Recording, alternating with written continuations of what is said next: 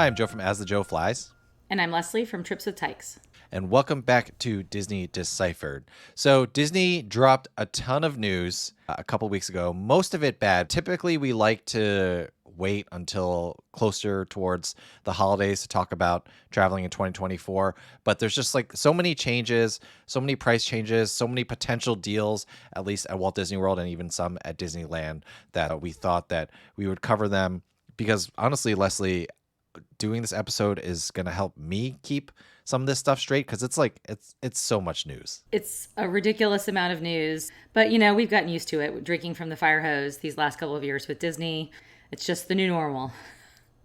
Yeah, that's true. That's true. Before we get started, we did want to thank our patrons, those of you who subscribe at patreon.com/Disney Deciphered. We really appreciate that and we appreciate your support. So thank you so much. You can check out our live trip reports there. I think, Leslie, I will release this episode while you are on your Disneyland trip. So that'll be fun for people. And you can listen to what's going on with Leslie and her family at Disneyland. But yes, I feel like Disneyland got more of the complicated news. So why don't we start with Disneyland? What's the scuttlebutt over there? What's going on? How have they destroyed Disneyland this time, Leslie? It's always something, Joe. All right, so Disneyland, the big news is lots and lots of price increases on tickets, on Magic Keys, which are Disneyland's annual passes, on a couple of extra incidentals. So let's talk about those one by one. And it's going to start seeming very complicated, and it is because of Disneyland's one-day tickets.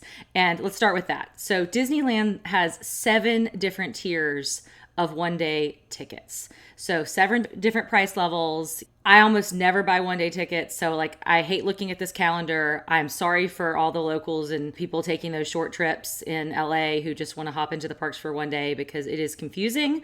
But quick recap, 7 tiers of tickets. The lowest price ticket under this new price increase is $104 for a single park ticket. And this has been the low price since 2019. So this bottom price, it's only on, a limited number of days of the year, Tuesdays in January, things like that, low season. But that is the lowest price ticket, and it has at least remained that low. The highest price ticket for one day, tier 6, with this new price increase is $194 for one park per day. And that's a $15, 8.4% increase over the previous year's prices. And I don't know, I haven't looked at the consumer price index lately, Joe, but we're at a high inflation time, but that still seems pretty high to me. Yeah, I think it's a lot and also needlessly complicated. I guess the question is for the end user, is it that complicated? Bottom line is their price increases and it's going to cost you more. But I feel like if you're going to Disneyland, are you looking at all these tiers? Or I guess the locals do look at the tiers and try to get the correct tier ticket. Whereas, I'm thinking as someone coming from the East Coast, if I'm going to go to Disneyland for one day, whatever tier my day is, I'm stuck. Yeah, I think that's right. And that's who's paying the tier 6 days are the tourists who are just tacking on a day at Disneyland onto other vacations. But it absolutely does affect the locals substantially. You will see the tier 0 days on the reservations calendar at Disneyland. Those will book up first, and people will be looking at the calendar wondering why is the Tuesday in January sold out? Well, that's because it was the cheapest day. So you do have to kind of think about that when you're planning your own vacations, making your own park reservations. This local effect is in play. It's less in play when there's, say, a SoCal ticket deal on the table because a lot of locals will snag that instead. But it absolutely is in play for a lot of families because that's all that's in the budget. If they want to go that one day to Disneyland for the year, they've got to grab the $104 price for so many people, given how expensive all those other days are, right? Yeah, definitely. Now, I think that what surprised me the most is, it's not surprising that the 2 to 5 day tickets had price increases as well. But what surprised me is that the largest percent increase was actually at the 4 and 5 day tickets. Typically, you expect for Disney tickets, and this is still true, that the longer you go, the cheaper it is per day. But it's interesting that they have added some costs to that 4 and 5 day ticket. It's 15% ish for the 5 day ticket, more than it was, 15.7%, whereas the 2 day ticket is only going up 8.8%. So ticket prices increased all around. And then I guess the other funky thing is now park hopping is variable, which is I think the simplest thing about park hopping has always been to explain that it's like the same price no matter what. But now it's variable. Is it by date or by length of ticket? So it's by length of ticket. And actually, this started last year. So during the fall of 2022, there was a little bit of variability introduced. Park hopping became $65 per day for 1 day tickets, but it was still $60 per day for multi day tickets, which was really odd. You get a discount on park hopping for the multi day. But this time, now we have three different price points. The lowest price for park hopping is for 1 and 2 day tickets, $65. Then the 3 and 4 day tickets, it's $70, and then the 5 day tickets, it's $75. I mean, still on a like per day cost, you are going to pay so much less adding park hopping to your 5 day ticket versus your 1 day ticket, of course. But it has gone up. It does introduce this extra. It's kind of a secret price increase. So they increase the price of the base ticket, 5 day, but they also increase the price of park hopping itself. So you're getting hit if you're park hopping by two different price increases from two different places. Yeah, so I mean, it looks like prices went up across the board. Now, I feel like ticket prices, if you're planning to go to Disneyland, this is like news that it sucks, but what are you going to do? If you're going to go to Disneyland, you're going to pay the extra prices. However, the optional add-on that went up in price and will affect people as they're making the decisions about how they're planning their Disneyland vacations is Genie Plus. So what happened there? Because I still think it's a good deal, but it's definitely getting more and more expensive. For sure. So reminder, at Disneyland, you can add Genie Plus to your ticket as you purchase it for the length of ticket only, and can't do that at Disney World. So now at Disneyland, Genie Plus, if you want to add it to the length of ticket, is $30 per person per day. So if you buy a 3 day ticket, that's an extra $90 cost if you pre-purchase it. But like it will at Disney World, if you purchase it in the parks for the day of, it is variable. And so $30 is the bare minimum that you'll pay, but if you're going on a busier time of year, you can bet that it's going to be more than $30. We've already seen that during the busy fall break period. Several days have been $35. We don't know if that's going to be the max or if that will go up beyond. Stay tuned for Thanksgiving and Christmas week. We'll see what happens. So yeah, that's something to keep in mind. So a lot of people are always doing this dance in their mind. Well, I can get the lower per day price locked in. Make sure it doesn't sell out as well, because that does happen on occasion now too, if I pre-purchase it, but I have to purchase it for every day of my ticket. So that's kind of a no-go. Some people would rather, 3 day trip. I'd rather risk paying $35 or even $40 for 1 day and not be locked in for $90. I love that you can still, and again, as someone who's coming from far away, I love that you can add Genie Plus in advance, but this is just, again, a further complication of your planning. And I guess like that was the benefit of Disneyland. It was like a little simpler to plan as compared to Disney World, but I think Disney is making it more complicated. I do feel like across, and I'll insert a little bit of commentary here, I feel like across both Disney World and Disneyland, Disney is really trying to find that medium point where they make it cost more for locals and regulars so that they can make more money off of them while still attracting outside of town guests, especially in Disney World, which is why we're seeing price increases at Disney World. But at the same time, they're offering a bunch of discounts on hotels and things like that. So I think Disney is really trying to, you can really feel that, as opposed to when the pandemic just ended, it was just kind of like anything goes and like everyone's going to come. And so we can just charge whatever and don't even have to think about things. It sounds like they're trying to be more strategic. Whether that strategy is good or not, I don't know. But it feels like they're really trying to max min like every single potential lever that they have. Yeah, and you can really see this right now at Disneyland, because fall break is a time when so many people, like my family from San Francisco or from, friends in Arizona, they take their fall break at Disneyland. So the mix in October, like around then, of tourists versus locals shifts radically. There's so many more tourists this time of year at Disneyland, and you feel it. I have a friend who was there last weekend for fall break. She was like, it was too much. It was absolutely too much. And that's not because it was just more people than usual, it was because it was more tourists than usual. Everybody was trying to like max out their Genie Plus. Genie Plus sold out on the day she was there. She felt like she could only get 3 rides with it. She knew what she was doing. She's a Magic Key holder and goes all the time. So, that's what you have to pay attention to. This happens on both coasts, but it's just a totally different way that it happens. Disney trying to achieve that optimum balance, and then sometimes the school schedules, no matter what Disney does, how they increase the price, how they cap the number of Genie Plus, allotments they're going to sell, it's just going to be affected by one group or the other. Yeah, now the exciting thing is that Disneyland announced that, and this is where I feel like maybe they're trying to attract outside of town guests, although this would benefit in town guests as well. But they announced a 50% off kids tickets deal. It's not going to go on sale until October 24th, which is after when we're recording this, but it seems like it's going to be pretty straightforward. It's going to be a straight 50% off of kids tickets. And it doesn't seem like it is even linked to, I thought it was going to be like you have to buy an adult ticket, then you can get a kid ticket for 50% off and do it all in the same transaction or something. But it just seems like kids tickets, at least, we don't know the details yet. And if I find out before we release this, I'll insert that. But it seems like you can just buy the kids ticket for 50% if you need that, which means like parents can be Magic Key holders.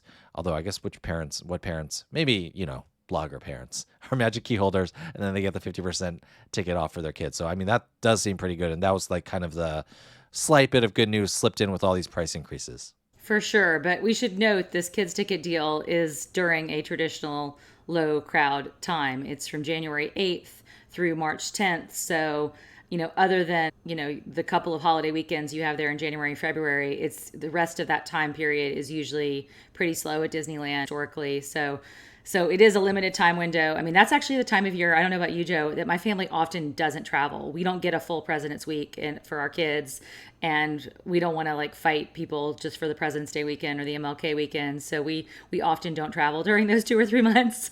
So I doubt we'll be able to take advantage. But interestingly, you mentioned this isn't going on sale until October 23rd. October 24th. October 23rd is the last day that the ticket resellers like Getaway Today, Undercover Tourist, ARES can sell the Disneyland tickets at the old prices. So people, I think this is purposeful. I don't think Disney wants people to be able to price compare the old prices, the pre-increased prices, and the kids ticket deal, necessarily when they're making their purchasing decisions. Because for some families, it'll make sense to buy tickets at the old prices for the adults and then wait and buy the kids tickets once the kids ticket deal comes out. But because the details are a little unclear, people can't do a full apples to apples price comparison. Yeah, I think overall it will be fine. And it's only sickos like us that are really going to try to maximize that edge. Speaking of sickos, let's talk about annual pass holders like myself. The other kind of news, which really doesn't apply to the majority of you listening to this podcast, so we're not going to run through price by price, but at Disneyland and at Walt Disney World, all annual passes, that's Disney World terminology, or Magic Keys, Disneyland terminology, went up in price. And so I got burned by that a little bit because I was, my year is in November and I was just being lazy about renewing. And so, it cost me an extra $50 or so. But, that is what happens sometimes. So annual passes and Magic Keys, they all went up in price. Now, moving to Disney World, there were also some price changes, and it was, I guess, a little surprising to me since a lot of times Disney World, they give kind of they give you like a week or two to know that there are price changes, but there was a couple things that went up in price, Leslie. So what were those, and what are the new prices where we're seeing at Disney World? So theme park parking has gone up $25. It's now $30 per car. Memory Maker, which gives you all your photo pass photos for the length of vacation, that went from $169 to $189, so a $20 increase there. But when prices go up, there also was like a bone that we got thrown, Joe. What was that?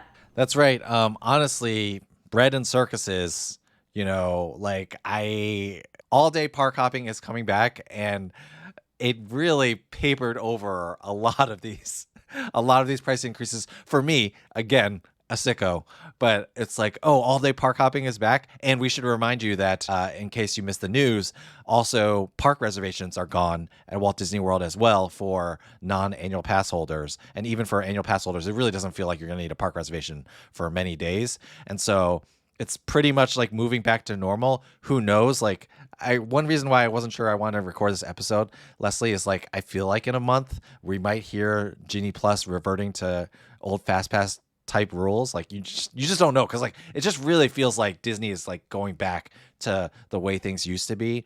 But no park reservations, all day park hopping is back, and then all of a sudden I'm like, what price increases? I didn't even notice. Plus, I guess again, as an annual pass holder, the parking doesn't affect me. I was thinking about it though, for like a normal person, I do think that the parking does make an effect if you're thinking about, because we've talked about how the Disney Springs hotels, sometimes they're around the same price as like a Pop Century these days, especially, which we're gonna get to. There are discounts, and we expect there to be more discounts in 2024. And then you have to worry about the resort fee, and then some of the Disney Springs hotels you have to pay a parking fee, and then you have to pay the parking fee at the theme parks, which is now $30 and not $25. Like, this stuff is really starting to add up. It makes me feel like Disney, is trying to get people to stay at their resorts and keep them in the bubble, which is why we see the discounts as well. So that's kind of my analysis on what's going on here. But again, all day park hopping, bread and circuses, no idea what's going on. Didn't even pay attention to any of the price increases. Right, exactly. And we should mention all day park hopping does not come back until January 9th of 2024. So this is after the holiday season. Sorry if you have a Christmas vacation booked, but this is very interesting to me because Disney took the opposite approach at Disneyland, which is they creeped that park hopping time back. It was 1 p.m. initially after the reopening, and now they've moved it to 11 a.m., and they haven't lifted that restriction at Disneyland. So I wonder if, 11 a.m. was less of a pain point for people. They could still park hop before lunchtime and eat in their restaurant of choice for lunch, and keeping that 2 p.m. was just too aggressive at Disney World, so they just decided to get rid of it entirely. Who knows? We'll see if this continues at land. I don't know. I'd say I'm a 50-50 at this point as to whether this is going to be around for much longer. Yeah, it doesn't really feel like that big of a deal at land. I mean, 11 a.m. It's like you're gonna typically spend an hour or two at the park, and then it's only like one extra hour after that. But I agree, we will see about that. All right, so let's get to some of the good news. We've said it a few times, but Disney World has been pretty aggressive about deals in 2024, and in fact, I do not think they're done with deals in 2024. I think because I still see availability on the deals that they've already had, I think they're going to have to further discount things even more. Anyway, let's talk about some of the deals that are going on right now. There's a early booking deal for up to 25% off of hotels, and that is just a straight up deal that anybody can get if you choose. You don't want to choose the rack rate price. You don't want to choose the standard price. You want to choose, it's called the early up to 30% off deal, and then you'll get cheaper pricing. Just for example, in January 21st to 26th, 5-night stay, 4-day park hoppers, 2 adults, 2 kids. Port Orleans French Quarter rack rate is $41.59, and with the 25% off deal is $38.56. It's up to 25% off. And then Caribbean Beach is $4,510, $4,510 for the rack rate, and then a couple $100 off, or a little less than $200 off, $4,323 for the up to 25% off deal. So it's just better than a kick in the head. I found that there are less resorts left for that deal, but getting Caribbean Beach Resort for a couple $100 off, and that's worth it. And that's a nice and easy deal, not complicated. It's probably the least complicated current discount Disney World that we're going to talk about. Any thoughts on those? How are those prices looking to you in January? I mean, I'll always take a discount, but it doesn't seem game changing when you look at the total price of a vacation. Because a lot of people, I think, are like, oh, 25% off your hotel. But these days with the ticket prices, the tickets sometimes are substantially more than what the hotel costs. So just keep that in mind. But yeah, I mean, I'm glad to see there are discounts, and it does indicate that demand is still soft. Disney anticipates it to continue being soft. So watch the space for additional discounts. So Joe, we should also talk about a deal that you and I never take advantage of, deals that surround Disney dining. What's the latest going on there? Yeah, so it's interesting you bring up that the tickets are the main cost because starting, I think it's November 14th, sometime mid November, Disney's going to put this package deal on sale that they're calling it half off kids' tickets and dining. If it was just half off kids' tickets, it would be lovely because you don't have to buy the dining plan. However, because it sounds like the way they're phrasing it, and again, they haven't released details yet, the way they're phrasing it, it sounds like you're going to have to do at least 4 nights, at least 4 days of tickets, but then you get, oh, and then you have to do a dining plan, but then you'll get half off for the kids' tickets and the kids' dining. That averages out for that stay, that's a little over $300 per kid. Honestly, the dining plan savings isn't that much because it's like the dining plan, let's see, I wrote the numbers here. The kids' dining plan is about $30 for the standard plan and $24 for the quick service plan. So you're really only saving $15, $12 per day on that. But the tickets, you're saving, the rack rate for tickets, especially if you get a park hopper, it's like $500, $600. So you're saving like a couple $100 per kid. The more kids you have, the better it's going to be, especially at like value resorts. When you stay at a value resort, the majority of your cost is actually your tickets. So if you're going to do 4 days of tickets, you're going to save couple $100 per kid. Now, you're going to have to do like all this math because like, where are you going to get the dining plan, right? Because you're going to have to pay full price for the parents' dining plan, which is $58-ish for the quick service plan per day and $95-ish per day for the standard dining plan. So you're going to have to factor in like, where are you going to eat that much food? Does the ticket costs balance out? Further complicating things, I started doing numbers, Leslie, and I was like, you know what? I can't do these numbers just for fun. I'm too busy right now. If you want me to do the numbers for you, Joseph Chung at travelmation.net. Happy to do the work for you if you have an actual date. But I was like just looking at random dates and I was like, oh, my head is swimming and I'm just planning a theoretical vacation right now. I can't do that. I should have planned a trip for myself and then I would have felt better about running the numbers. But that gigantic put aside, there's also a dining card promo where if you book at rack rate, again, it's like 5 nights, 4 days of tickets. But if you book at rack rate, then you get $60 per day on a value resort for a dining card, $120 per day for most of the moderates, and $200 for a deluxe. So you're going to have to compare whether the half tickets and dining for kids is better than that. I think in general, like I said, because tickets cost so much for your value and your moderates, that's where it's going to be closer to a better deal because the dining card is so low, but you'll have to see. And then again, you also have to decide whether you really wanted to pay for dining in the first place. Confused enough yet, Leslie? Yeah, no, and my brain hurts. And then, I get excited about these deals sometimes and I think about them and then I'm like, oh, wait a second.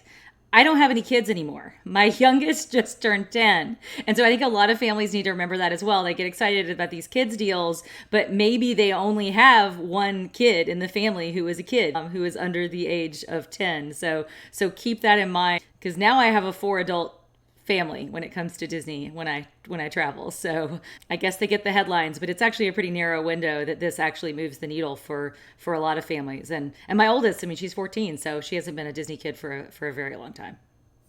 Oh, Leslie, yes, you're totally right. Like I was thinking that because like dining plan aside, you save a lot of money if you get 50% off the tickets. That's why I think the Disneyland thing, even though it's in a dead time, like that's a great deal because tickets cost so much these days. Getting 50% off anyone's tickets is huge, but you're totally right. Kids are only 3 to 9. So I was thinking like, if I go with my family, my 10-year-old, or she's going to be 11 next year, like she'd get 50% off her ticket. And even if we had to get 50% off her dining, that would be fine. But yeah, you're right. They're adults. So you have to have super young kids to make this work. Again, even though I am revealing that I am learning this on the fly, I promise you that I am good at this. So if you're trying to figure out the math to make it work for you, you can reach out to me and I'd be happy to help. But yeah, I think that's the thing. I do feel like Disney is creating a lot of buzz with these promos to get people looking. Cause like once you start looking, you kind of like get committed mentally and then you end up booking something anyway. And I think they are going to be soft in 2024. We've been saying this for the last few months. It's going to be a good time to go because it's just, I don't think the parks are going to be as busy. And like I said, I still don't think we're done seeing discounts. Yeah, I totally agree. So keep staying tuned. All right. Well, most of this was about Disneyland, complicated Walt Disney World promos aside. So, Leslie, do you have a ticket related Disneyland do or don't for us to close out this news heavy episode? Yes, absolutely. So, Disney do or don't. Do if you are going for 2 or even 3 days. Look at the pricing for those annoying 1-day tickets and price compare those with the multi-day tickets, because I think a lot of people will be surprised to find out that 2 lower tier 1-day tickets cost less than a 2-day ticket at Disneyland often.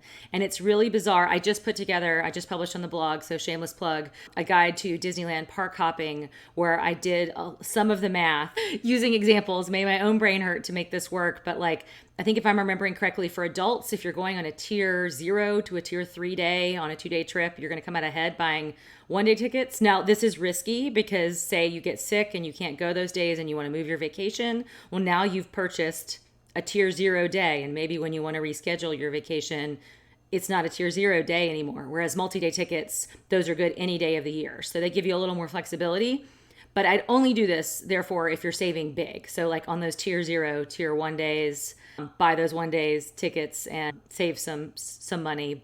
And even it's really weird, Joe. Like take a look at that post, because there are even times where it's cheaper to add park hopping to a 1-day tier 0 ticket. Like it's crazy. It's crazy. 2 days of park hopping, sometimes you can add paying twice and still come out ahead over the multi-day ticket. Bizarre. I have a headache. We should get out of here.